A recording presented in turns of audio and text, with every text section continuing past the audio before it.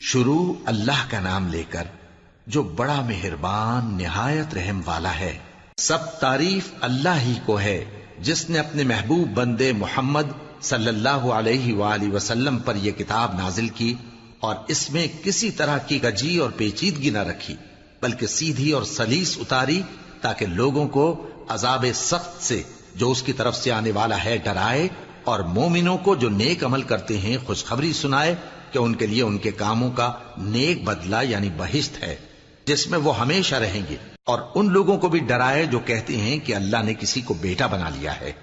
ان کو اس بات کا کچھ بھی علم نہیں اور نہ ان کے باپ دادا ہی کو تھا۔ یہ بڑی سخت بات ہے جو ان کے منہ سے نکلتی ہے، اور کچھ شک نہیں کہ یہ جو کچھ کہتے ہیں محض جھوٹ ہے۔ اے پیغمبر، اگر یہ اس کلام پر ایمان نہ لائیں تو شاید تم ان کے پیچھے رنج کر کر کے اپنے تئیں ہلاک کر دو گے۔ جو